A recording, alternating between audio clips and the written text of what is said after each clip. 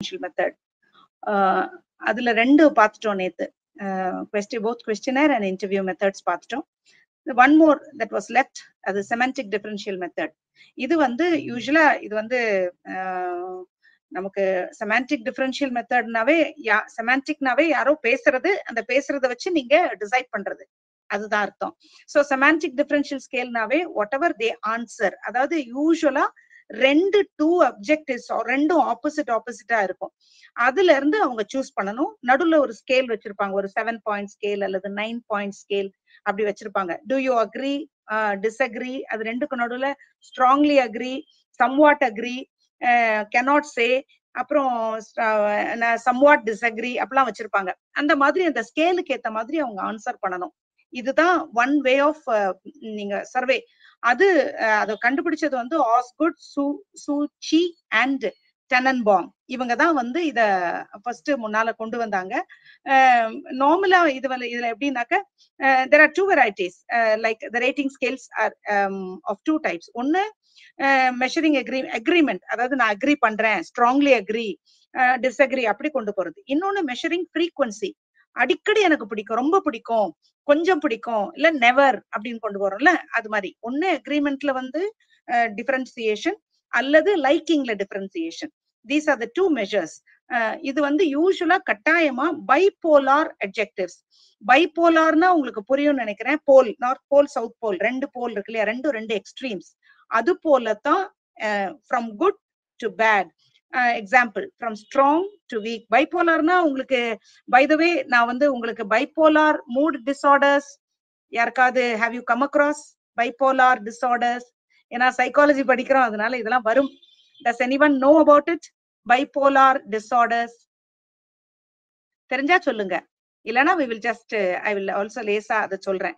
ஏன்னா பைபோலார் டிசார்டர்ன்றது வந்து நம்ம படிப்போம், அது தேவை. என்னன்னா பைபோலார் டிசார்டர் நானே சொல்லிட்டோமா, இல்ல யாராவது சொல்றீங்களா? You are coming up? No இல்லையா? சரி, அப்ப நானே சொல்லிடுறேன். பைபோலார் டிசார்டர்ங்கிறது வந்து ஒரு மென்டல் ஹெல்த் கண்டிஷன். இது எப்படின்னாக்க 2 எக்ஸ்ட்ரீம்ஸ். உங்களுக்கு டிப்ரெஷன் தெரியும் இல்லையா? டிப்ரெஷன்னா என்னன்னு தெரியும் இல்ல? Depression, yes extreme mood swings, exactly right.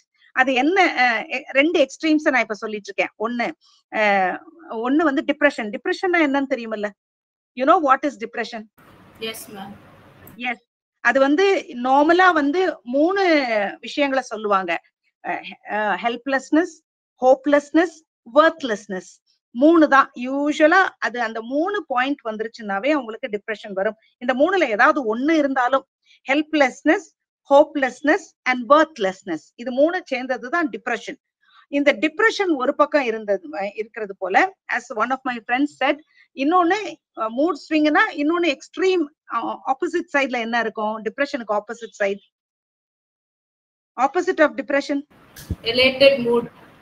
Exactly, elevated mood. அதை இன்னும் வேற விதமா சொல்லலாம், எக்ஸைட்மெண்ட். எஸ், அது வெறுமனா வந்து அது வந்து சாதாரண மூடுக்கு சொல்லலாம். அத வந்து வியாதியா சொல்லும் பொழுது, டிசார்டரா சொல்லும் பொழுது அதுக்குள்ள வேர்ட் எக்ஸாக்ட்லி மேனியா. அதாவது ரொம்ப எலைட்டட் மூட்ல இருப்பாங்க. அவங்க பேசுறது எல்லாமே வந்து சாதிச்சிடுற மாதிரி தான் பேசுவாங்க. தட் சார்ட் ஆஃப் ஒரு இதத்தான் மேனியான்னு நம்ம சொல்றாங்க. அதுல வந்து இந்த எலைட்டட், இது இந்த பைபோலார் மூட் டிசார்டர்னா ஒரு ஆளுக்கு அட் எ டைம் 2ம் வரும். அதாவது கொஞ்ச நேரம் அவங்க டிப்ரெசிவ் மூட்ல இருப்பாங்க, இன்னும் கொஞ்ச நேரம் பாத்தீங்கன்னாக்க அவங்க டோட்டலி மேனியா மூட்ல இருப்பாங்க. அந்த மாதிரி இருக்கிறது கொஞ்சம், அது வந்து எப்பயுமே அது கொஞ்சம் difficult to handle. You need a psychiatrist also to help you. வெறும் கவுன்சிலிங் பத்தாது. This is just for knowledge sake. இது ஒரு ஓரமா வச்சிடலாம். இப்போ வந்து செமான்டிக் டிஃபரன்ஷியல் ஸ்கேல்ல வந்து பைபோலார் அட்ஜெக்டிவ்ஸ் யூஸ் பண்ணணும். பைபோலார்னா 2 எக்ஸ்ட்ரீம்ஸ் ஆப்போசிட்டா இருக்கணும், டைரக்ட்லி ஆப்போசிட்டா இருக்கணும். குட், பேட், நடுவுல ஒரு 6-7 கண்டிஷன்ஸ் வச்சுக்கலாம், 6-7 பாயிண்ட் வச்சுக்கலாம். வந்து அந்த எனக்கு ரொம்ப பிடிக்கும், இல்லைன்னா ரொம்ப பிடிக்காது, அந்த 2 எக்ஸ்ட்ரீம்ஸ் அப்படிதான் கொண்டு போகணும். லைக்கிங்லயா இருந்தாலும் அல்லது ஃப்ரீக்வன்சிலயா இருந்தாலும், அதாவது அக்ரிமெண்ட்ல இருந்தாலும். இது வந்து இட் இஸ் வெரி இம்பார்ட்டன்ட். அப்படிதான் யூசுவலா semantic measure, semantic differential method move ஆகும். இது அடுத்த இது ஸ்லைடு போலாம். அதுல வந்து செமண்டிக்ல வந்து ரெண்டு அதுல என்ன மெயினா அதுல முக்கியமான பாயிண்ட்ஸ்ன்றதுனால they need to conduct a pilot study முதல்ல கட்டாயம். ஜஸ்ட் ஏதோ நம்ம கொண்டு போய் கொடுத்தோம் எல்லார்கிட்டையும் அப்படிங்கிறது இல்லாம first you have to conduct, as usual you have to conduct a pilot study. அதுல வந்து அதனுடைய உங்களுடைய அப்ஜெக்டிவ்ஸ் எல்லாம் அப்ராப்ரியேட்டா இருக்கா, அதனால ஏதாவது ஒரு சென்ஸ் உண்டாகுதா அப்படிங்கறது பார்க்கணும். ரெண்டாவது பாயிண்ட் நான் சொன்ன மாதிரி ஆன்டோனிம்ஸ் இருக்கணும், அதாவது ரெண்டு ஆப்போசிட்ஸ் இருக்கணும், ரெண்டு எல்லாம் கிரேடபிளா இருக்கணும். அதாவது ஒரு பாயிண்ட்ல இருந்து அப்படி அப்படியே அது இன்க்ரீஸ் ஆகிக்கிட்டே போகணும் அல்லது டிக்ரீஸ் ஆகிட்டே வரணும். ஒண்ணுக்கு ஒண்ணு எதிரா இருக்கணும், அதான் காம்ப்ளிமெண்டரி. அடுத்தது லே அவுட் ரொம்ப முக்கியம். லே அவுட்ல என்னன்னாக்க எல்லாமே ஒரு சைட்ல வந்து குட், ஒரு சைட்ல வந்து பேட், அதாவது ஒரு side positive the other side negative அப்படி வைக்க கூடாது. It should be in a randomised order. ஏன்னா அப்படியே இந்த சப்ஜெக்ட் இந்த யாரு வந்து அதை ஆன்சர் பண்றாங்களோ அவங்களோட ஒப்பீனியன் அப்படியே பயஸ்டா போயிடும். ஒரு பக்கமா எல்லாத்தையும் வந்து டிக் டிக் டிக் டிக் போட்டுட்டே போயிருவாங்க, எல்லாமே very good very good very குட்னு போட்டுட்டே போயிருவாங்க. அதனால வேணும்னே நம்ம எப்பயும் என்ன பண்ணணும்னா, நார்மலா இந்த செமாண்டிக் டிஃபரன்ஷியல் மெத்தட்ல நீங்க டாட்டா கலெக்ட் பண்றீங்கன்னாக்கா ரேண்டமைஸ்ட் ஆர்டரா இருக்கணும். ஒரு தடவை குட் டு பேட் இருக்கணும், இன்னொரு தடவை பேட் டு குட் இருக்கணும். அப்படி இருக்கும் பொழுதுதான் அவங்க கொஞ்சம் யோசிப்பாங்க. அதர்வைஸ் ஒரே சைடா போயிடுவாங்க அல்லது நியூட்ரலா போட்டுட்டு போயிட்டே இருப்பாங்க. அதுக்கப்புறம் இதுல முக்கியமானது very difficult part is the semantic differential ஸ்கேல்ல வந்து அனலைசிங் தி ரிசல்ட். ஏன்னா ரெண்டு எக்ஸ்ட்ரீம்ஸ் வேணா நம்ம கேட்டகரைஸ் பண்ணிடலாம். ஓகே உங்களுக்கு பிடிச்சிருச்சு பிடிக்கல அப்படின்னு நம்மளுடைய டேட்டா வச்சு அனாலிசிஸ் கொண்டு வரலாம். ஆனா நடுவுல நிறைய பாயிண்ட் வச்சிருப்போம், 7 ஸ்கேல்ஸ் வச்சிருப்போம், 9 ஸ்கேல்ஸ் வச்சிருப்போம். அப்போ வந்து அந்த ரிசல்ட்ஸ் வந்து அனலைஸ் பண்றது கொஞ்சம் கஷ்டம். ஆனால் இப்போ வந்து நிறைய advanced methods use of technology வந்துட்டதுனால இந்த ஆன்சர்ஸ் எல்லாம் இப்படி பண்றதுனால நம்ம இப்படி இந்த குரூப்ல கிளாசிஃபை பண்ணலாம் அப்படின்னு we can decide on it. So it is not that it is very it is of course difficult to analyze, but now that new technology has come in, நம்ம புரிஞ்சுக்கலாம் டு சம் எக்ஸ்டென்ட். அதாவது ஆனா semantic differential மெத்தட்ல இது ஒரு பெரிய crucial point. It is difficult for you to analyse the results. அதுவும் large நம்பரா இருக்கும்போது it is difficult. However this is a versatile information. இது ஒரு ரொம்ப நல்ல டூலும் கூட. அடுத்தது அட்வான்டேஜஸ் அண்ட் டிஸ்அட்வான்டேஜஸ். இது இவ்வளவுதான், இதுல ஜாஸ்தி இல்ல. இது வந்து 5 மார்க்ஸ்ல வேணா கேட்கலாம். அடுத்த ஸ்லைட்ல அட்வான்டேஜஸ் டிஸ்அட்வான்டேஜஸ் சொல்லியிருக்கேன். அதுல வந்து ஒண்ணு அடுத்த ஸ்லைடு. அட்வான்டேஜ் வந்து ஒருத்தருடைய ஃபீலிங்ஸ, அவங்களுடைய பிஹேவியர், கேரக்டரிஸ்டிக்ஸ ரெண்டு எக்ஸ்ட்ரீம்ஸ வச்சு ஒரு கிரேடிங் ஸ்கேல வச்சு ஈஸியா கண்டுபிடிக்கலாம். ஒருத்தருக்கு ஒரு சப்ஜெக்ட் வந்து if they are not ready to give you any opinion, they can even take a neutral stand. நான் வந்து ரெண்டுக்கும் பதில் சொல்லலைன்னு ஒரு நியூட்ரல் ஸ்டாண்டும் எடுக்கலாம். So there is a possibility that you are giving an opportunity for the subject to give take a neutral stand also. அடுத்தது இன்னொன்னு ஒரு clear focus is provided. You will have a clear focus of what the respondent is trying to tell you. அதாவது அதை வச்சு evaluate பண்ணதுக்கு முடியும். அப்புறம் இன்னொன்னு ஆன்சர் பண்றவங்க சாதாரண easy to understand and decide on the ஒரு ஜட்மெண்ட் கொண்டு வரலாம். What ever they think. எடுத்த உடனே அக்ரி டிஸ்அக்ரி அப்படி சொல்லாம இடையில வந்து cannot say அல்லது strongly disagree அதெல்லாம் சொல்லலாம். சோ யாரும் வேணாலும் அண்டர்ஸ்டாண்ட் பண்ணிக்கலாம். But there are disadvantages. அந்த டிஸ்அட்வான்டேஜ் என்னன்னாக்க அதாவது ரெண்டு எக்ஸ்ட்ரீம்ஸ் அல்லது நியூட்ரல் பொசிஷனை நிறைய பேர் டிக் பண்ணிட்டு போயிட்டே இருப்பாங்க. இன்னொன்னு மிடில் பொசிஷன், நியூட்ரல் பொசிஷன் எடுத்தா அவங்களை ஜட்ஜ் பண்றது உங்களுக்கு கஷ்டம். அடுத்தது இந்த பைபோலர் அட்ஜெக்டிவ், சரியான நெகட்டிவ் வேர்ட்ஸ், ஆப்போசிட் வேர்ட்ஸ் கண்டுபிடிக்கிறது கஷ்டம். சில விஷயங்கள்ல சில கேரக்டரிஸ்டிக்ஸ்ல அனலைஸ் பண்ணும்பொழுது அல்லது சிலருடைய பிஹேவியர்ஸ் பண்ணும்பொழுது அதனுடைய மீனிங்கே மாறிடும். அவங்க answer how they understand it and how they answer it, அதுல வந்து மீனிங்ஸ் மாறுறதுக்கு chances are there. That is all about semantic differential scale. And let us pass on to research problem. Research ப்ராப்ளம்ன்றதுல வந்து ஒரு அது நார்மலா வந்து நம்ம நிறைய இந்த ஸ்கேல்ஸ்லாம் அது மெஷரபிள், எக்ஸ்பெரிமெண்டல், அப்சர்வேஷனல் எல்லாம் பார்த்தோம். எதா இருந்தாலும் ஒரு just to understand to explain a fact or for addressing a gap in knowledge, அதுக்கு ரிசர்ச் ப்ராப்ளம் ரொம்ப யூஸ்ஃபுல்லா இருக்கும். to find an explanation to an issue. Research வந்து சைக்காலஜில வந்து it evaluates theories, satisfies curiosity, demonstrates techniques, அப்புறம் studies behavioral phenomena. இதெல்லாம் வந்து நமக்கு இருக்கிற advantages. நிறைய நம்ம அதுக்கான study methods, how you are going to go about it, scientific research methods you can use. ஆனா இதுல வந்து why a person behaves like this, அல்லது இத வந்து எங்க அப்ளை பண்ணலாம் அப்படிங்கிற ரெண்டு காரியத்துக்கு இது இஸ் வெரி வெரி யூஸ்ஃபுல். அடுத்தது வந்து இதுக்கு முக்கியமான விஷயமே you have to select a problem then formulate a hypothesis, அதாவது predictable answer ஒரு formulate பண்ணிக்கணும், then you can go about a research. அதுக்கு the research problem choosing ரொம்ப முக்கியம். and அதுல there are various steps that are involved, so that you will go in a very methodical way. இதுல வந்து என்னன்னாக்க இந்த general topics எடுத்துக்குவாங்க. next slide போலாம். நம்ம வந்து டாபிக் வந்து சூஸ் பண்றதா ஃபர்ஸ்ட். அதாவது what are the step 3ல இருந்தா இருக்கா, step 1 and 2 கொடுக்கலையோ, somehow I have missed நினைக்கிறேன். அந்த step 1 முந்தின ஸ்லைட் சொல்லணும் டவுட் இருந்துச்சுன்னா stop me. Otherwise as you are all passive set of ஒரு யாரோடதும் உங்களுடைய ரெஸ்பான்ஸ் எனக்கு தெரியல கண்ணுல, அதனால I am just thinking that you are understanding the subject. I am just going அந்த ஃப்ளோலே போயிட்டு இருக்கேன். step 4 வந்து identifying and selecting the participants. அது ரொம்ப முக்கியம், because you have to decide who will participate in the study and ensure their safety and well-being. அதுவும் ரொம்ப முக்கியம். அதனால இது வந்து அந்த ஐடென்டிஃபைங் அண்ட் செலக்டிங் த பார்ட்டிசிபென்ட்ஸ்ல வரும். அடுத்தது selecting a research design. How you are going to, you have to choose a research design based on the factors like time, money, அல்லது the facilities available, the research questions, variables, இதெல்லாம் வச்சு you have to choose how you are going to go about the research and the design of it. டிசைன்னாக்க நீங்க வந்து எப்படி நீங்க அந்த methods and procedures நீங்க என்னெல்லாம் பண்ண போறீங்கிறது. அடுத்து ஸ்டெப் 6, அடுத்த slide, conducting the study. Conducting the ஸ்டடில you have to decide whether the study will take place in a lab or real world. அது நீங்க have to decide.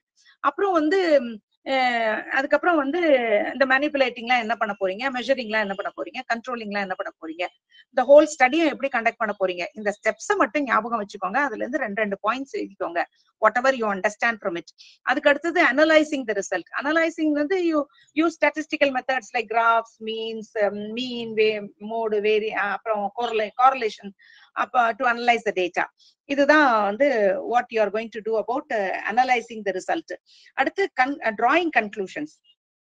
Interpreting the results carefully is very important. You have to avoid speculation.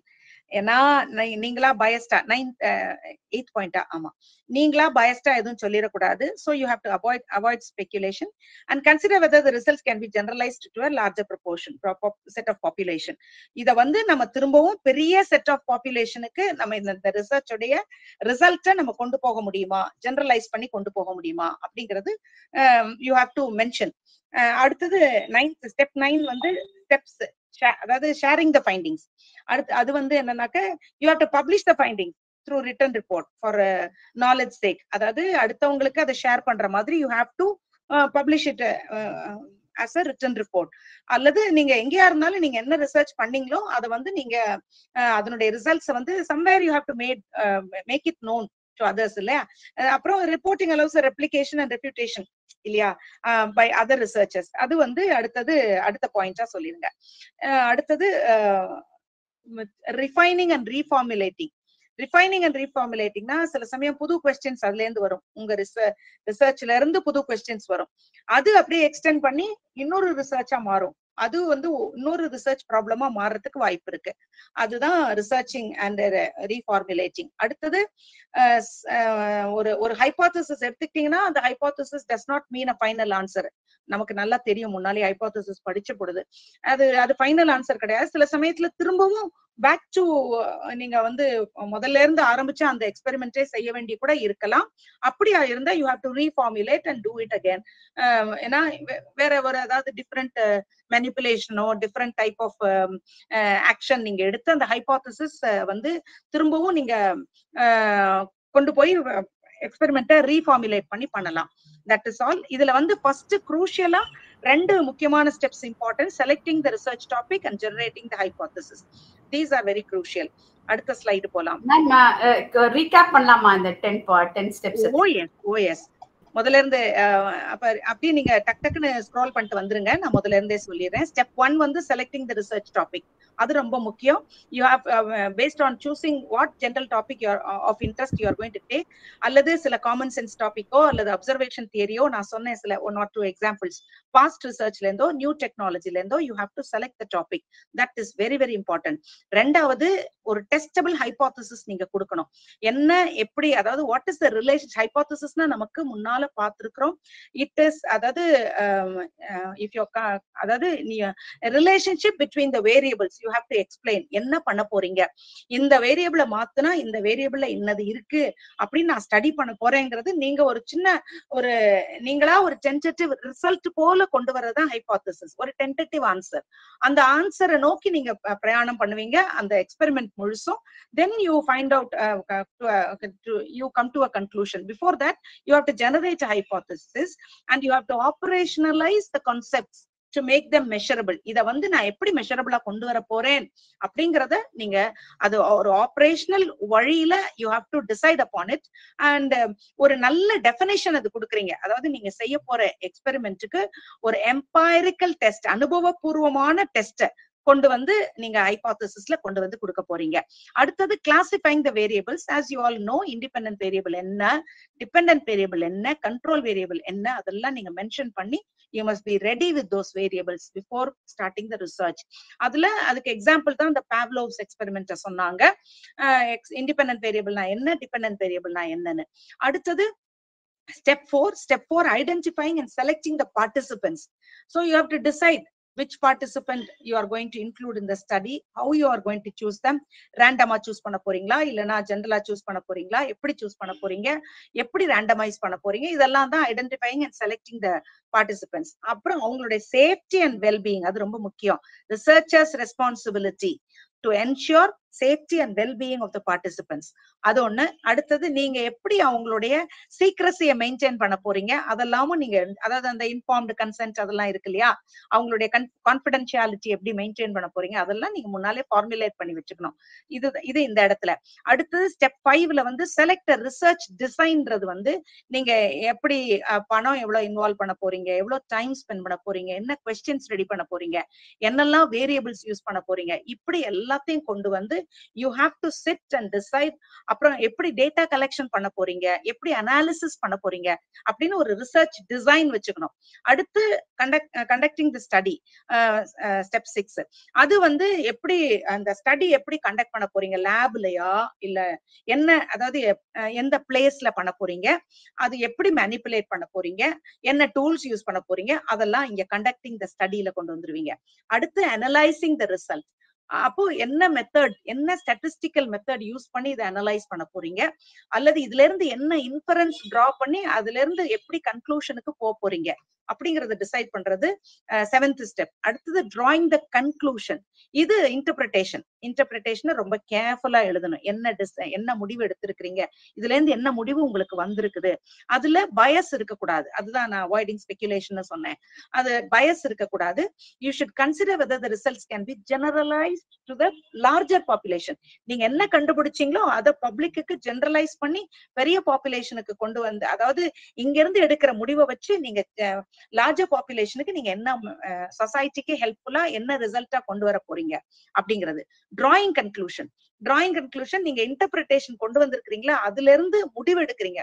அது வந்து அந்த முடிவை கொண்டு போய் தான் நீங்க வந்து அந்த அப்போ வந்து இந்த பார்ட்டிசிபென்ட்ஸ் சேர்ந்து வந்தது இந்த ரெஸ்ட் ஆஃப் த பாப்புலேஷனுக்கு இது இந்த இடத்துல இந்த how it is going to be helpful to the society, அதை நீங்க எழுதுவீங்க. அடுத்தது ஷேரிங் த ஃபைண்டிங்ஸ், அதாவது யூ ஹேவ் டு பப்ளிசைஸ் அந்த ஃபைண்டிங்ஸை வந்து எங்கேயாவது நாலேஜ் ஷேரிங்காக நீங்க பப்ளிசைஸ் பண்ணுவீங்க. அடுத்தது இப்படி பண்ணும் பொழுதுதான் சிலர் வந்து அதை எஸ் சொல்லுவாங்க, சப்போர்ட் பண்ணுவாங்க.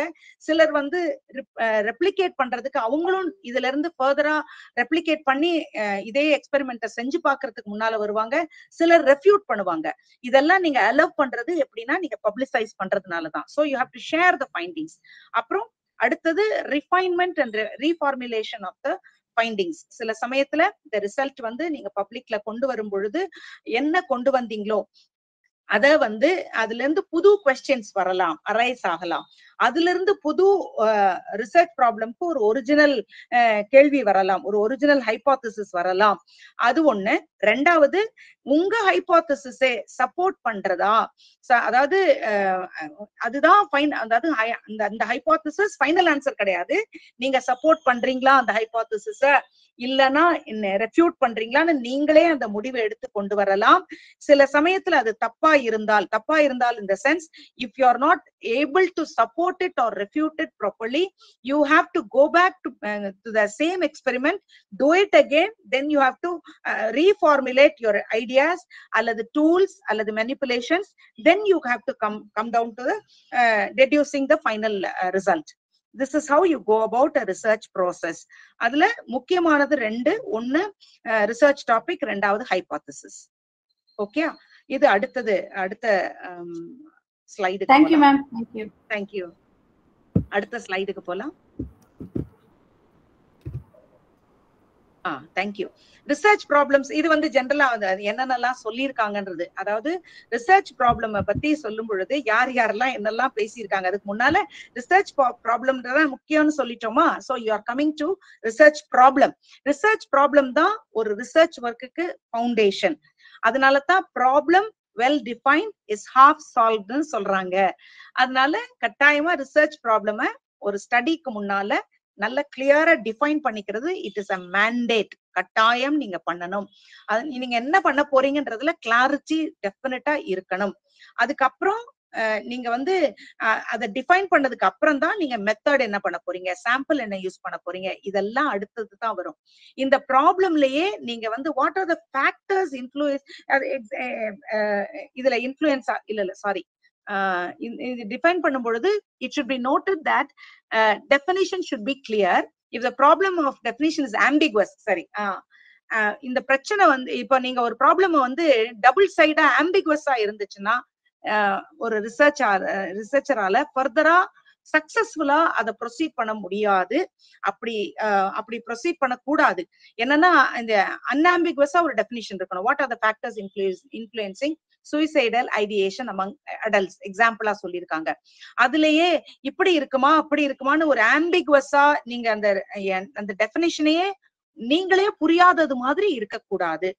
அப்புறம் வந்து இந்த 4 பேர் வந்து இவங்க எல்லாம் வந்து ரிசர்ச்சர்ஸ். இவங்க வந்து ஒரு ரிசர்ச் டாபிக் எப்படி இருக்கணுங்கிறத குறிச்சு அவங்க என்னெல்லாம் சொல்லியிருக்காங்களோ அதெல்லாம் போட்டிருக்கோம். இந்த டவுன்சென்ட்ங்கிறவரு, a problem is a question proposed for a solution. ஒரு கேள்வி ஆரம்பிக்கணும், அதுதான் அது வந்து இனிமே ஒரு சொல்யூஷனை நீங்க தான் கண்டுபிடிக்க போறீங்க. அதுக்கான ஒரு ப்ரொபோசலா தான் நீங்க இந்த ப்ராப்ளமையே கொண்டு வரணும் அப்படிங்கிறாங்க. கெர்லிங்கர் சொல்றாங்க, if one wants to solve a problem, one must generally know what the problem is. உங்களுக்கே ஒரு பிரச்சனைக்கு தீர்வு காணணும்னா பிரச்சனை என்னன்னு தெளிவா உங்களுக்கு தெரியணும். A problem is an interrogative sentence or statement that asks what relation exists between two or more variables.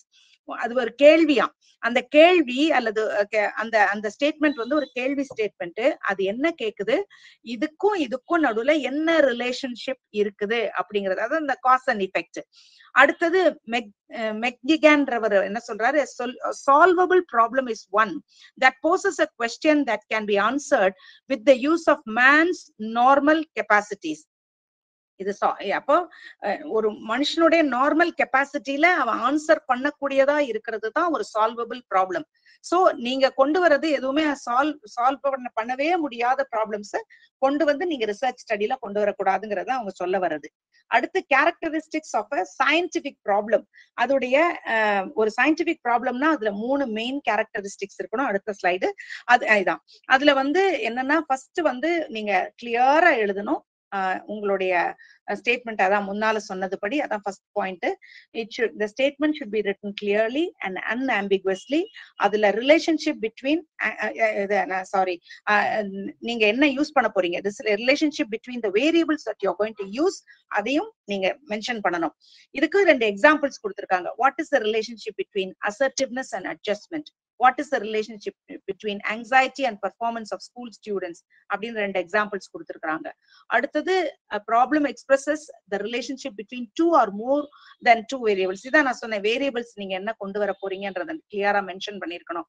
மூணாவது முக்கியமானது அதாவது அது வந்து it demands that the problem and the problem statement should be such as to imply possibilities of empirical testing.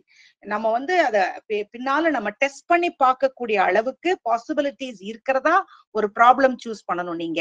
அதாவது அதுல வந்து SO Novo அதுல இருந்து நீங்க போற ஸ்டெப் பை ஸ்டெப் போயிட்டு கடைசியில நீங்க வந்து எதையோ இன்வெஸ்டிகேட் பண்ணி அதுல இருந்து ஒரு ரிசல்ட் கொண்டு வர மாதிரி இருக்கணும்.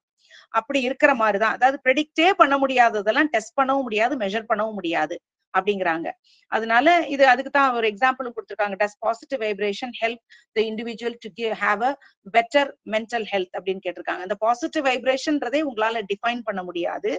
அது பாசிட்டிவ் வைப்ரேஷன் வந்து பெட்டர் மென்டல் ஹெல்த் கொண்டு வருமா அப்படிங்கிறது இதெல்லாம் வந்து நீங்க டெஸ்ட் பண்ணி ரிசல்ட்ஸ் கொண்டு வரக்கூடியதா இருக்காது. அப்படிங்கிறதுனால அதுக்கு 2 எக்ஸாம்பிள்ஸும் கொடுத்துருக்காங்க.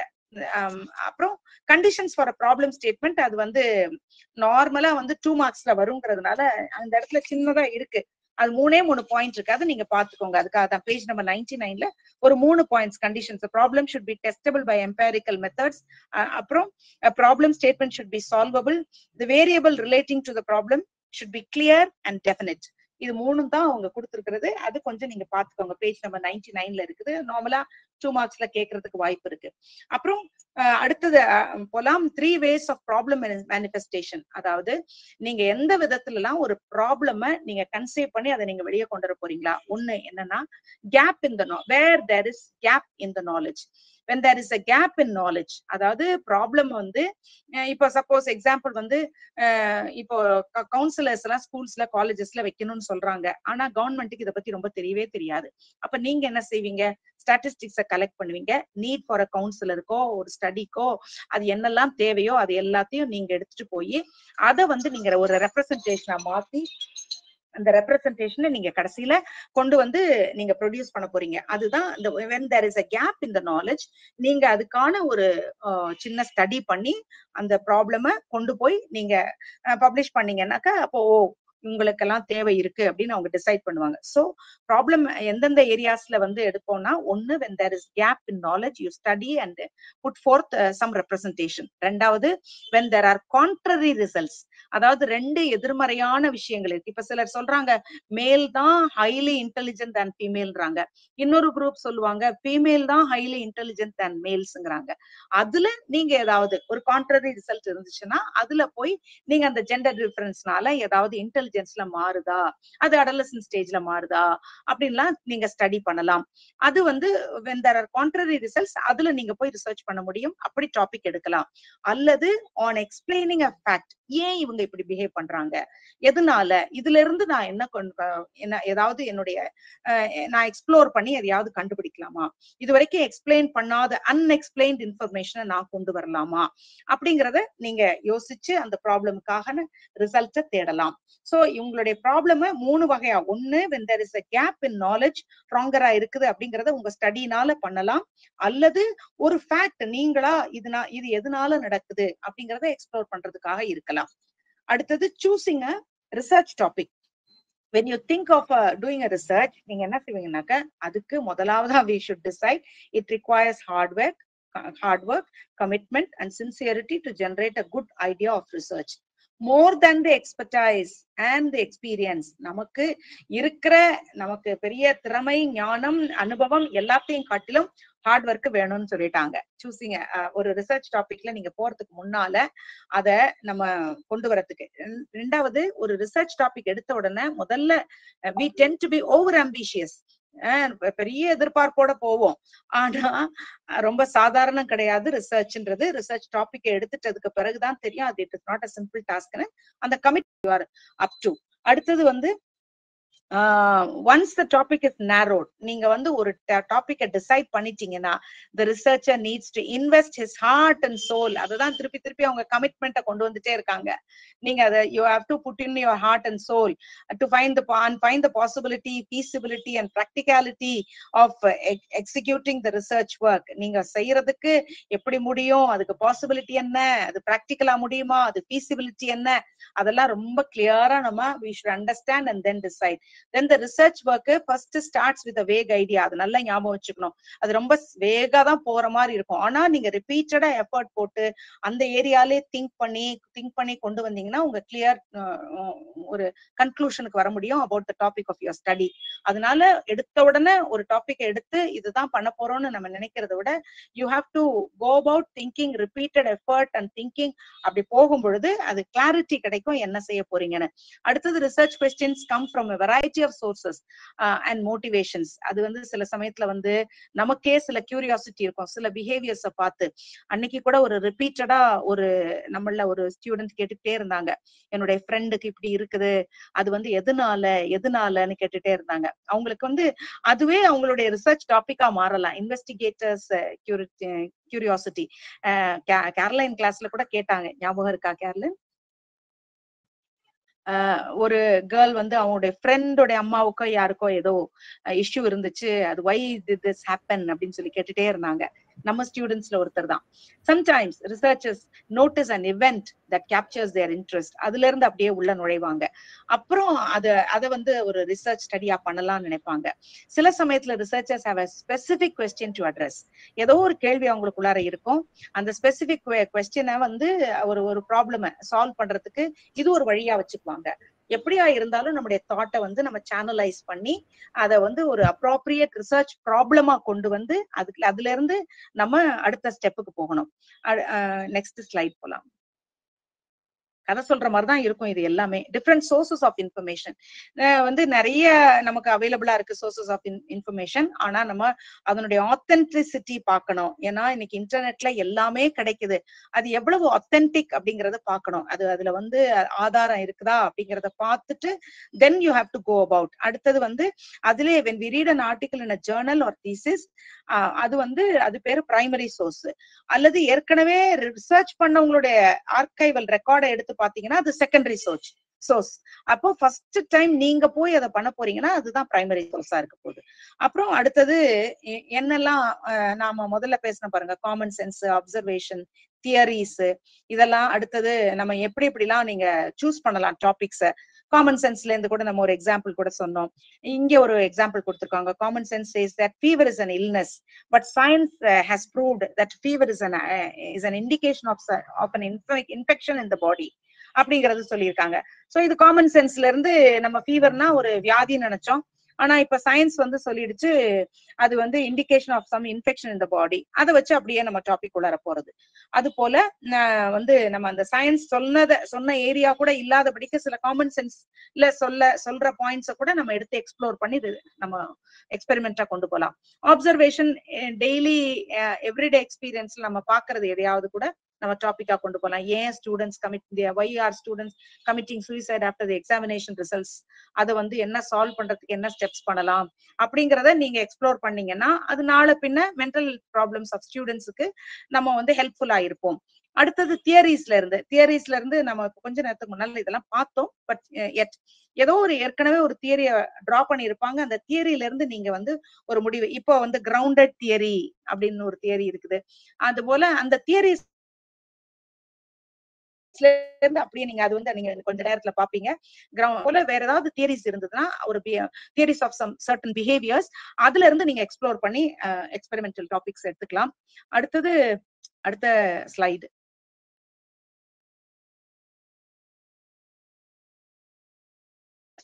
எக்ஸ்பெரிமெண்ட்ல நீங்க அதை அக்ரி பண்றதுக்கோ, ரெஃப்யூட் பண்றதுக்கோ அல்லது ரீடியூ பண்றதுக்கோ வேற ஏதாவது வழிகள் இருந்தால் அதனால பிரயோஜனம் இருக்குன்னா அதையும் பண்ணலாம். நியூ டெக்னாலஜியும் நம்ம புதுசா வந்திருக்கிற டெக்னாலஜியை வச்சு அதை வந்து அதுல இருந்து ஏதாவது ஒரு ரிசர்ச் டாபிக் எடுத்து நம்ம எக்ஸ்ப்ளோர் பண்ண முடியும். அடுத்த ஸ்லைடு.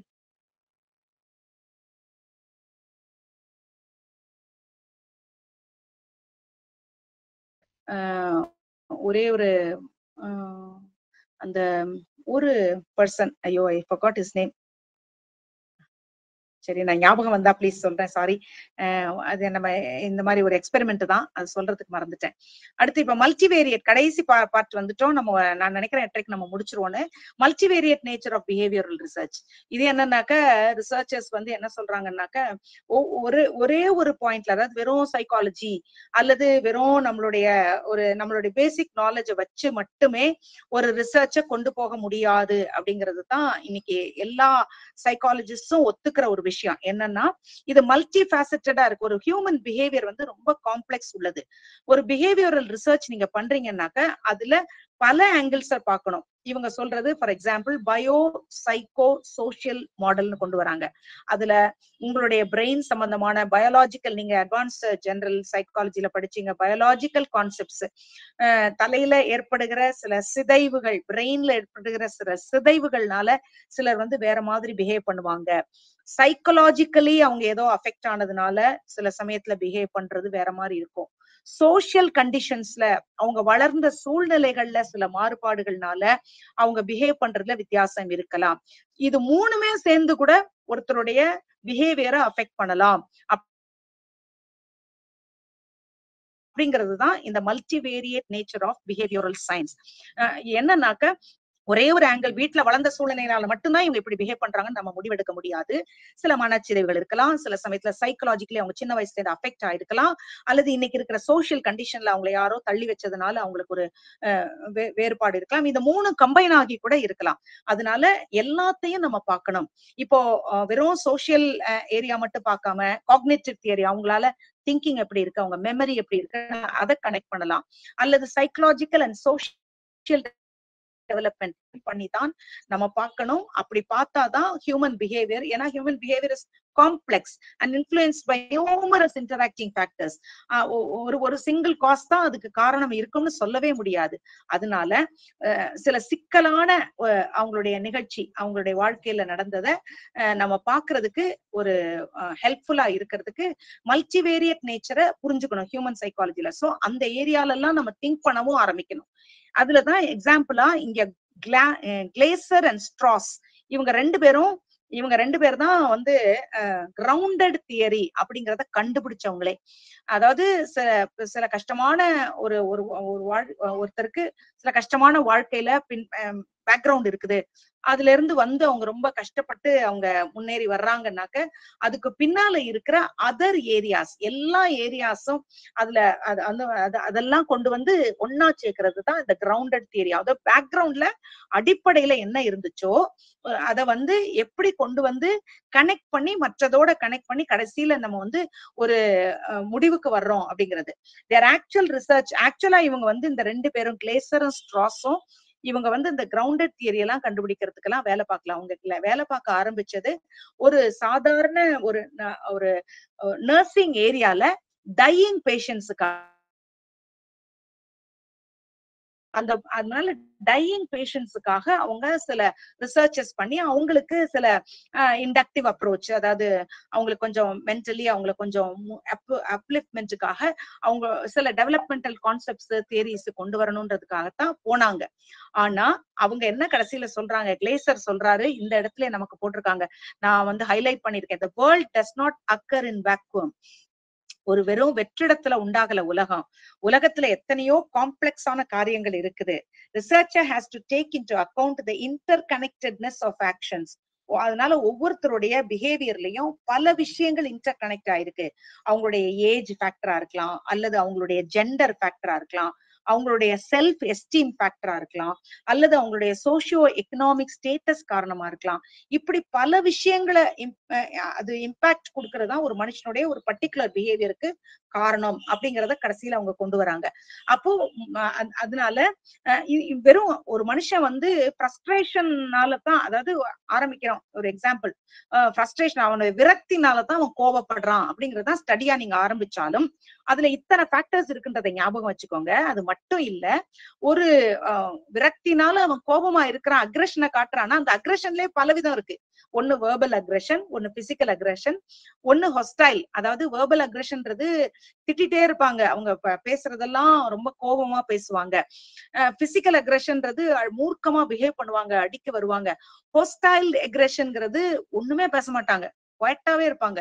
அப்போ இப்படி எல்லாம் இருக்கிறதுக்கு நம்ம we have to in order to understand their behavior problems, நம்முடைய திங்கிங்ல வந்து நல்ல ஞாபகம் வச்சுக்கணும். ஒரு சைக்கலாஜிக்கல் இவெண்ட் நடக்குதுனாக்கவே அதுக்கு மல்டிவேரியட் காம்ப்ளெக்சிட்டி இருக்குது. அத மனசுல வச்சுட்டு நம்ம ரிசர்ச் டாபிக்ஸ எடுக்கணும் அப்படிங்கறதான் இவங்களுடைய முடிவு. That is all, my dear friends. இதுல ஏதாவது டவுட்ஸ் அல்லது இந்த கிரவுண்டட் தியரிங்கிறது it is a type of research method. அதுல பெரும்பாலும் வந்து அவங்க இந்த குவாலிட்டேட்டிவ் மெத்தட், அதாவது உட்கார்ந்து பேசி அப்படித்தான் முடிவெடுக்கிறாங்க. ஏற்கனவே இருக்கிற தியரி இருக்கு இல்லையா, அதாவது ஆதி காலத்துல இருந்த சில விஷயங்கள் அத வந்து பின்னால உங்களுக்கு அஃபெக்ட் பண்ணுதுன்னு ஜெனரலைஸ்டா முடிவெடுக்காம வேற வேற ஏரியாவும் இருக்குது அதுல அட்டாச்சா அப்படிங்கறத கொண்டு வர்றாங்க. இன்டர் கனெக்டட்னஸ் இருக்குன்னு கொண்டு வராங்க.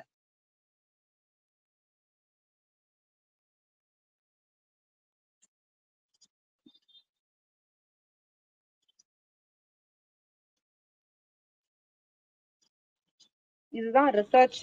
அந்த அடுத்தது இனி 7th லெசன் நாளைக்கு யாரு மண்டே யாரோ எடுக்கிறாங்க.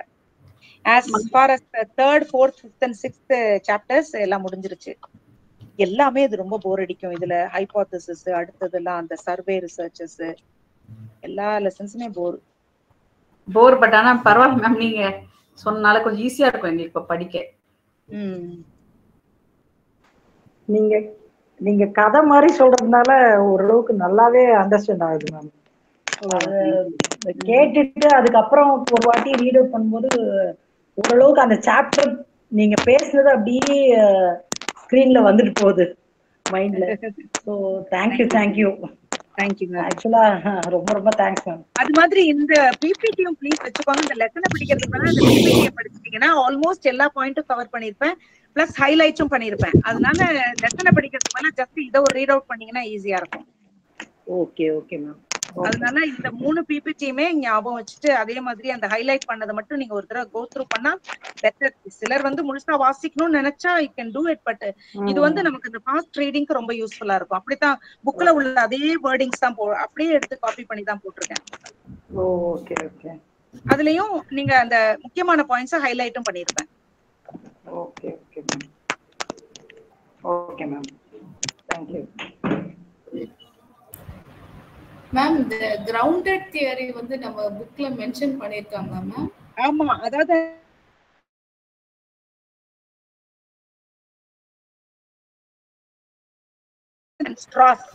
அவங்க வந்து அந்த மென்ஷன் பண்ணல அந்த வார்த்தைய, பட் ஆக்சுவலா அவங்க என்ன சொல்றாங்க வந்து கனெக்ட் ஆகுது, இன்டர் கனெக்டடா இருக்கு உங்களுடைய ஆக்ஷன்ஸ் எல்லாம் அப்படின்றத சொல்றாங்க.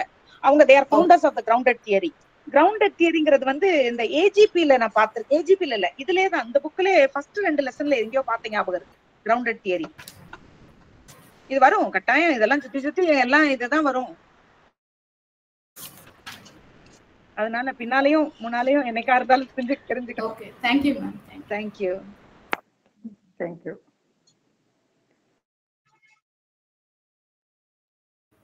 மண்டே நாளைக்கு இவங்க கற்பகவல்லியை வந்து விட்ட கிளாஸ் வந்து நம்ம ஆமா அவங்க ஒரு அது ஹாஃப் தானே முடிச்சாங்க. அது மீதி நாளைக்கு முடிக்கிறேன். நாளைக்கு ஒரு ½ hour கிளாஸ் இருக்கு. அண்ட் சுபா மேம் வந்து டிராவலிங் அதனால மண்டே எடுக்கிறேன்ட்டாங்க. அப்புறம் நாளைக்கு ½ hour மட்டும். தேங்க்யூ. இல்ல மற்ற குரூப்ஸ் எல்லாம் எக்ஸாம் பத்தி எல்லாம் ஏதோ போட்டுட்டே இருக்காங்க. எக்ஸாம் அதுக்கு முன்னால நம்ம வந்து இன்டர்னல் அசஸ்மென்ட் ஒன்னு பண்ணணுமே. எக்ஸாம் வருதுன்னா அதுக்கு முன்னால நம்ம இன்டர்னல் அசஸ்மென்ட் 2 புக் தான், 1.25 புக் தான் முடிச்சிருக்கோம். இல்ல இன்டர்னல் அசஸ்மென்ட்க்கு புக் பிடிக்கணுமா என்ன? புக் வெப்சைட்ல அந்த மாதிரி எந்த டீடைல்ஸும் போடல மேடம் இன்னும். ஆனா we are supposed to submit one or internal assessment which carries some ஏதோ certain amount of marks also, some 20 marks or something. ஓ, அது என்ன சப்மிட் கிடையாதா? Sorry sorry, you are not audible. You are not audible sir. ம். ஆ. ஓ,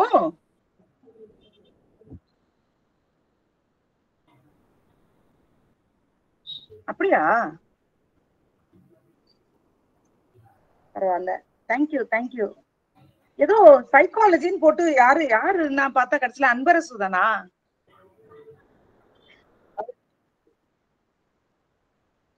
சரி சரி சரி சரி சரி சரி. இப்ப உங்க வாய்ஸ் வச்சுதான் இப்ப சரி அப்படின்னு கண்டுபிடிச்சேன். சார் அப்போ நம்ம ஸ்டூடெண்ட்ஸ் லாகின் போயிட்டு தான் எல்லாமே கிரியேட் பண்ணுவோம் சார்.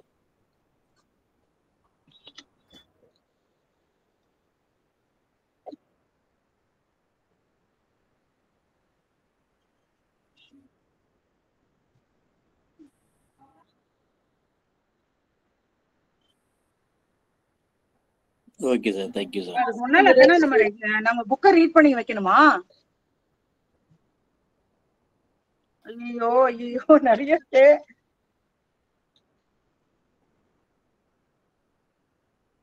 ஆமா.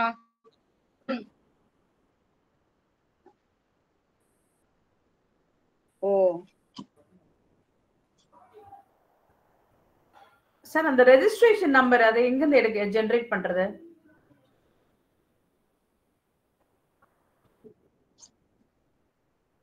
ரெஜிஸ்ட்ரேஷன் நம்பர் அது நம்ம ஃபீஸ் கட்டும்போது கொடுத்தாங்களா? ஐடி கார்டுல என்ரோல்ட் நம்பர் தான் இருக்கு. அதுதான் இந்த 8224105 PPY அப்படிலாம் வந்தது. அது என்ரோல்டு ரெஜிஸ்ட்ரேஷன் நம்பர் தனியா கேக்குறாங்க இல்லையா?